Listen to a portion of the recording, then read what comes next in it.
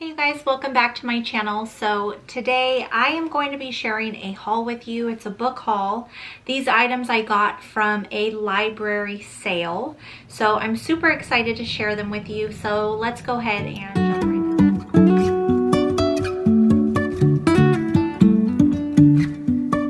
So when I was with my mom visiting her this summer, we went to a library sale and I found all kinds of books with her help and the kids' help.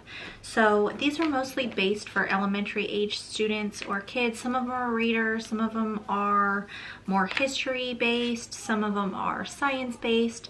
I just really wanted to share them with you guys, so I've been holding on to them. So the first ones I want to share with you, they had about 20 of these books. I only got 10 of them. I think that they were $1 each. So these books were actually written in 1987. So they are older books, but I just really loved the way that they looked. This is What is a Star? This one is Why Does It Rain? We have What is a Cloud? Why Does It Thunder and Lightning? What Makes Day and Night? What is the Moon? What is a Volcano? And what is a Rainbow? So these are not Christian based, they are more scientific, but because they are aimed more towards a younger child, it doesn't really go into depth of anything like that. But they looked really cute, and the way my son is, he's in kindergarten and he's always asking questions. He wants to know things. You know, he was really into volcanoes for a while. That's actually when I picked these up. And I just thought that these would be fun to kind of read with him, maybe when he's doing school. And they're really short, so it's basically all just little animals talking about things, asking, you know, what is the moon? And then another little animal gives the description of what a moon is, and they all are kind of in on this conversation. It's really cute. It's put really simply. Look at how cute these pictures are though. If you guys are around my age, you will appreciate this book or these books because they are older, and I just think that they're so cute. They look so classic. I love these, so I'm really excited to start reading those to him. A book I picked up for the kids to read, it's called Christopher Mouse, The Tale of a Small Traveler. It's based on a little mouse that wants to travel, and he gets into mischief and he finds that it's a little harder than he thought, but he still travels and he gets to see the world. And it just looked like a really cute read for the girls to read for school, or just outside of school as a reader. But I picked this one up for them. So the next few I'm going to share with you are history based. So this one here is by a true book. It's a scholastic book. We have read quite a few of these. This one is on the Connecticut colony. And this one says that inside you'll find what life was like for children in the early days of the Connecticut colony, maps, a timeline, photos, and what led the people of Connecticut to fight for independence from Great Britain, and surprising true facts that will shock and amaze you. So I was thinking that when we go through history this year, because we are doing American history again, these we will be able to read through.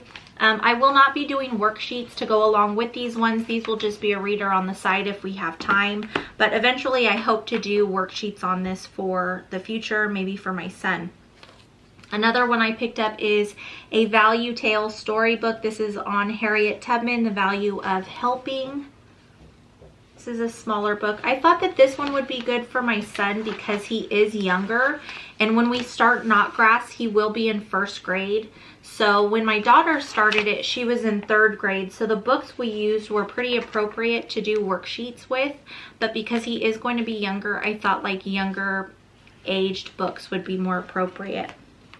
I found that L is for Liberty. It's all based on the Statue of Liberty. It's just a little picture book that I could read to him. I thought that this one would be really good. Now this is based for my daughter's age, I would say. Older elementary, maybe even some of junior high. This is The Last Safe House. It's a story of the Underground Railroad.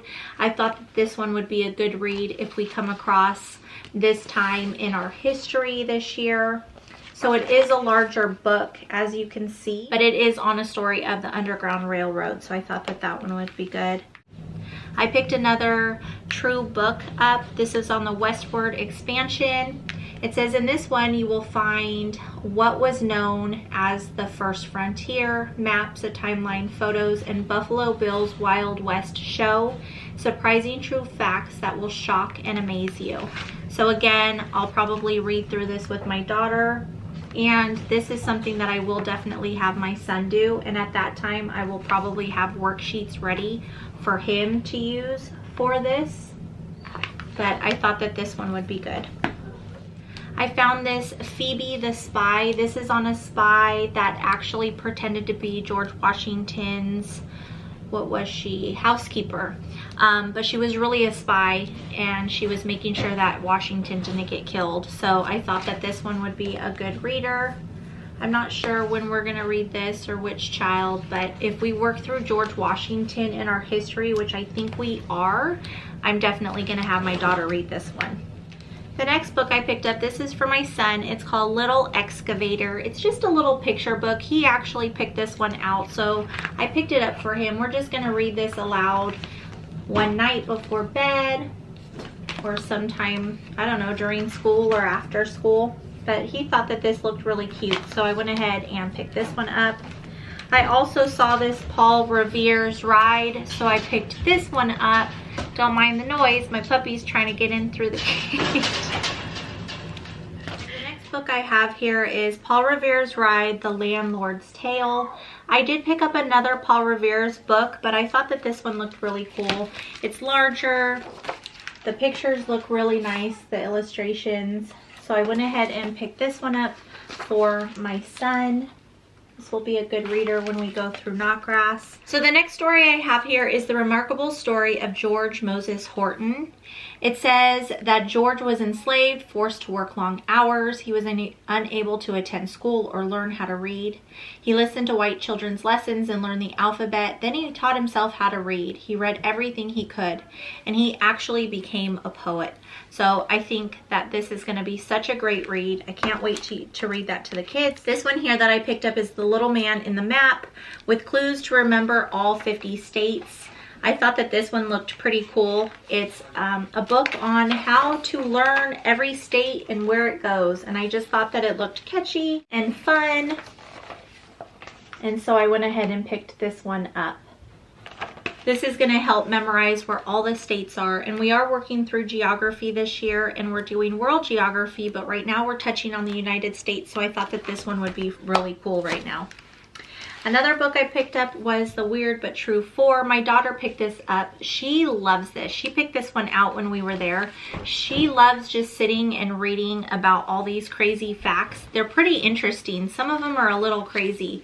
Like this one says, there are no coffee shops in a town called Hot Coffee in Mississippi, USA. So that's just a funny, wacky, true story, right? A true fact. So I have two books left to share. This one is Brave Land's Broken Pride. This one really just reminds me of like The Lion King. It's about a little lion, an elephant, and a baboon, and they go on a mission to help their pride and help their land be preserved and safe because it's like out of control.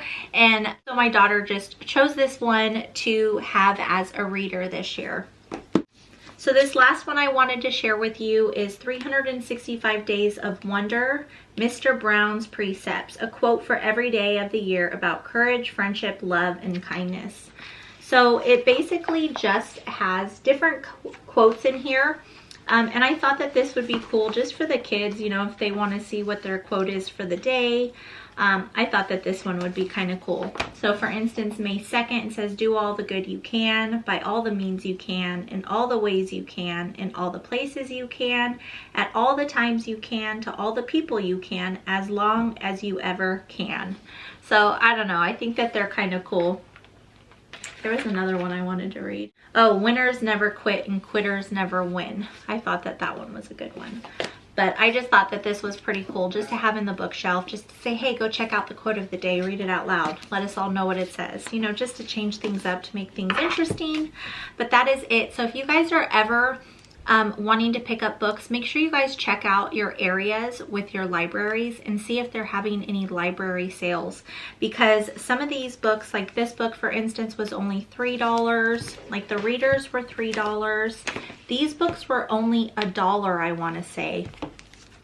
And then I think that these were like $2 or $3 as well, but I know that a lot of them were only $2. I can't find the stickers now. I want to say most of them were $2, except for the readers, the chapter books, and then the children's were only $1. So totally worth your money. Also, you can check out Goodwill, you can check out thrift books, things like that. Those places you will find great deals on books. And yes, they're used. I always just wipe down the outside of the books with Clorox wipes. The insides, you know, everybody's touched it, but the outside's usually what gets pretty dirty. So I usually just clean them, let them dry out, and then they're good to go. But that's it, you guys. Thanks for hanging out with me today. I hope to see you guys back on my channel very soon. Be safe, be blessed. Bye, guys.